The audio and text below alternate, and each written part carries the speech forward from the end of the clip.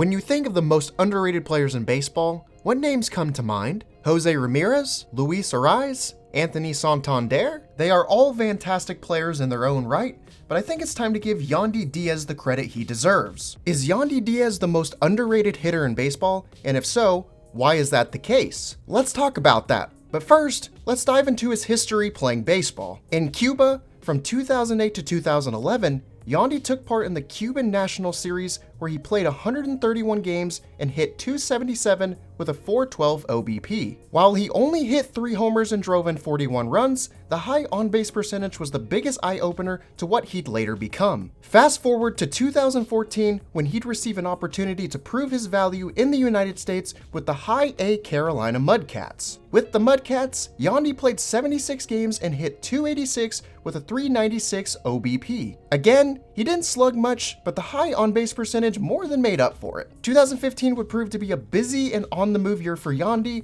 as he would make the jump from Single A to Triple A and later play fall ball to cap off the year. With the Double A Akron Rubber Ducks, Yandy hit .315 with a .412 OBP in 132 games. In the same time frame, he continued to work out walks, get on base, and achieved a respectable .819 OPS. Yandy proved to be a formidable force at the plate. With the AAA Columbus Clippers, Yandy hit .158 with a .158 OBP, but he only played in 4 games, which is too small of a sample to determine his type of game at that level. To end 2015, Yandy played for the Scottsdale Scorpions in the Arizona Fall League, where he hit .246 with a .343 OBP in 18 games. 2016 would be the year Yandy made a name for himself. With Akron, he hit .286 with a ridiculous .446 OBP and an .827 OPS. With Columbus, he hit an impressive .325 with a .399 OBP and an .860 OPS. With both teams, he drove in 58 runs in 121 games. Yandy finished off the year and progressed into 2017 in the Venezuelan Winter League, where he'd hit an absurd .371 with a .451 OBP and a .961 OPS in 40 games. After his time in Venezuela, Yandy headed back to the States to take the next step and receive the opportunity to be promoted to Cleveland. In the spring of 2017, Yandy dominated at the plate with a .458 average, .544 OBP, .708 slugging, and a .1.252 OPS in 20 games. It was finally time for Yandy to make his MLB debut, and he did so on April 3rd, 2017 against the Texas Rangers, picking up his first career double in the process. During a 49-game sample with Cleveland, Yandy hit .263 with a .352 OBP, .327 slugging, and a .679 OPS. Unfortunately for Yandy, Cleveland would later option him down to AAA Columbus after Jason Kipnis returned from the disabled list. Yandy would continue to rake in Columbus, hitting .350 with a .454 OBP, .460 slugging, and a .914 OPS in 85 games. Just as Yandy did from 2016 to 2017, he went back and played in the Winter League in Venezuela from 2017 to 2018. As expected,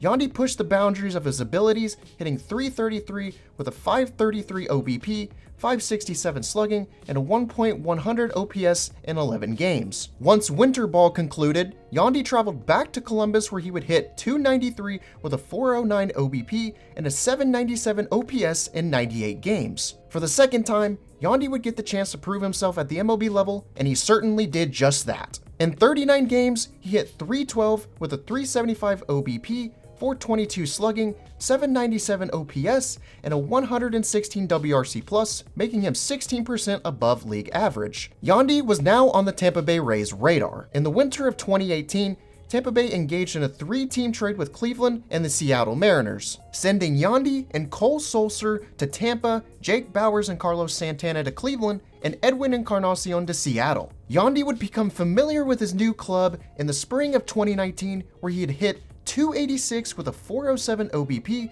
.449 slugging, and an .856 OPS in 20 games. In the 2019 season, Yandy would finish with a .267 average, .340 OBP, .476 slugging, .816 OPS, and a .118 WRC+ in 79 games. He also smashed 14 homers and drove in 38 runs. Yandy carried this offensive production into the 2020 season with a .307 average, .428 OBP, 814 OPS, and a 139 WRC plus in 34 games. While Yandy lacked power compared to the previous year, he made up for it with an outstanding on-base percentage and a 16.7 BB percentage. The slugging would stay the same in 2021, but his main strength of getting on base decreased, hence a 353 OBP with a 12.8 BB percentage. Despite the drop-off, a 353 OBP and a 12.8 BB percentage were still above league average. And Yandy finished the season with a 111 WRC plus in 134 games. 2021 was the first time Yandy played more than half an MLB season,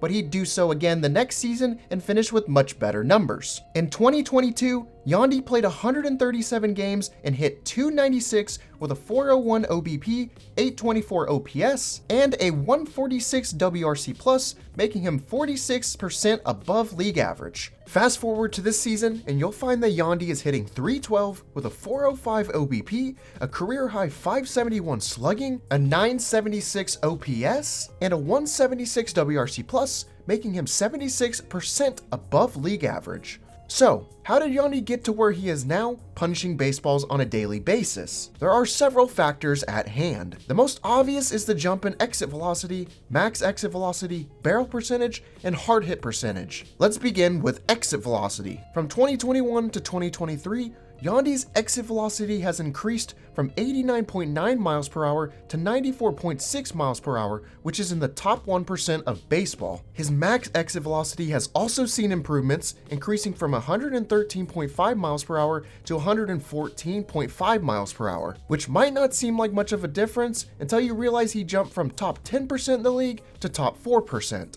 His barrel percentage has increased from 7% to 10.3%, and his hard hit percentage has increased from 40.6% to 54.8%, which is top 2% in the league. His expected batting average is in the top 2%, his expected slugging is in the top 9%, his WOBA is in the top 1%, and his expected WOBA is in the top 2%. In terms of WOBA, Yandy is barely overperforming what his expected WOBA should be, which is a sign that his style of game is legit and not a fluke. His chase rate is slightly worse than in years past, but still in the top 11%. Interestingly enough, Yandy has a career-low 45.8 ground ball percentage and a career-high 25.8 fly ball percentage. The reason why this is significant is because fly balls result in better outcomes than grounders do. For example, hitters this year are posting a 507 OPS with a 36 WRC plus on grounders, but an 892 OPS with a 129 WRC plus on fly balls. Yandy's line drive percentage is almost identical to how it was in 2022,